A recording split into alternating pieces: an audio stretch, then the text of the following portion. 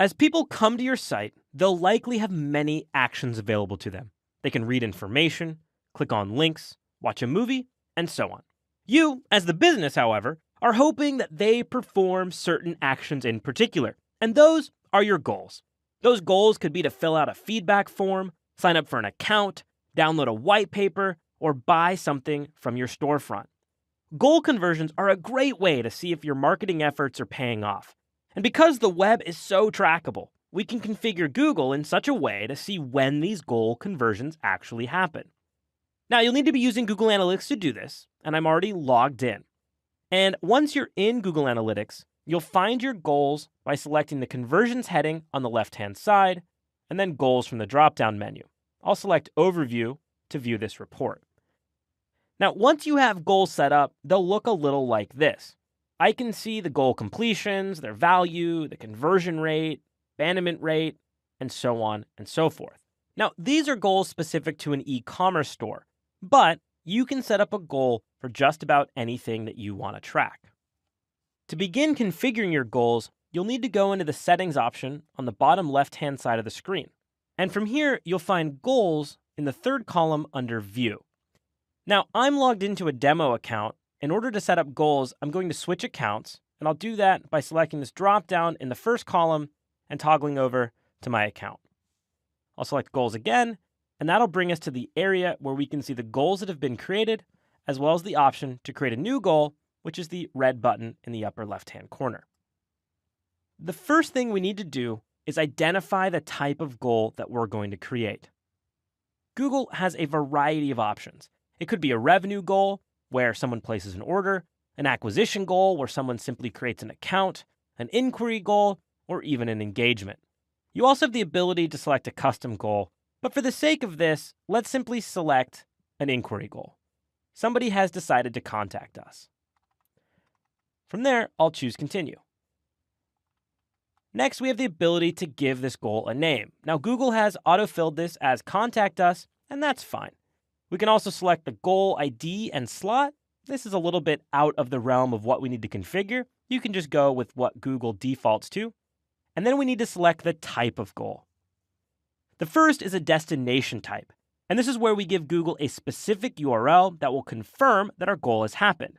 So when that URL is hit by your user, Google's going to say, okay, I saw that this URL was triggered. It is part of this goal, and I'm going to log this hit on this page as a successful goal completion. Now, more often than not, this will be a thank you page or an order confirmation page. Now, if your goal page can be reached, even if someone hasn't actually completed a goal, then this value will be wrong. It'll be artificially inflated. So keep that in mind when you select your URLs. The next option is duration, as well as pages or screens per session. Now, these two options are very useful if, say, you're running a blog. And you're going to feel successful either by how long someone has spent on the site, or perhaps if they've read 3 or 4 articles. Now, if I was driving paid traffic into my blog, this would be a way that I would measure the value of that spend. If I was spending $1 per visitor, I'd want to know exactly how much value I'm getting out of that dollar.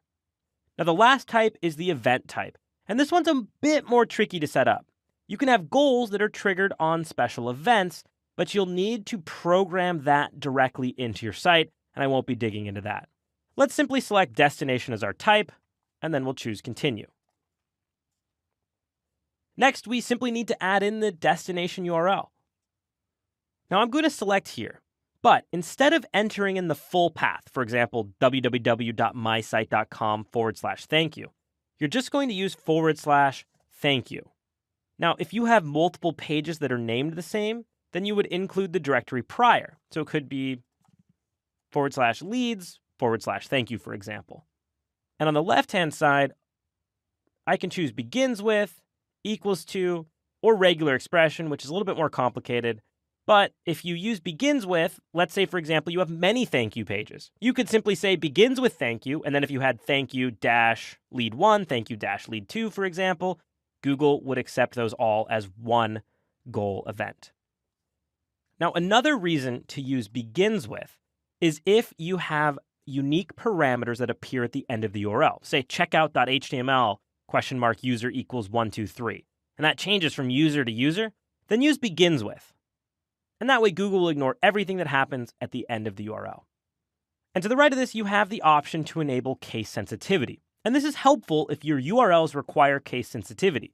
So if your site had a product and it was, say, product X and it had a lowercase x, and there was a URL that was mysite.com/product lowercase x, and that product was different from the exact same URL, product capital X, but those were two different pages, then you would want to enable case sensitivity. Most people leave this unchecked.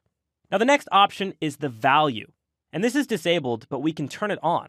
And what this lets us do is assign a value to these conversions. And this way, Google can show us over time what the value in monetary numbers is for each day, week, month, and so on. This is really useful if your conversion is always worth the same amount. But if you have unique outcomes for the same goal, you can simply leave this off. Now, there are ways to track that, but they're advanced features which are beyond what we'll be covering today. Now, the next thing we could do is turn on the funnel option, and we could set the steps up as to how a user arrives at the goal. But we'll look at funnels later, so I'm going to leave that off. Now, if you wanted, you could choose this blue verify this goal link. And if this worked, then Google would identify how many goal events would have fired based on the data in the account. Now, there's no data in this account, and that's why I get an error message. Now, when you create the goal, it's not going to bring all of that historical data into your dashboard. You need to start your goals from when you want to actually be tracking the data. But this verify goal feature does help you get a sense of what would have fired.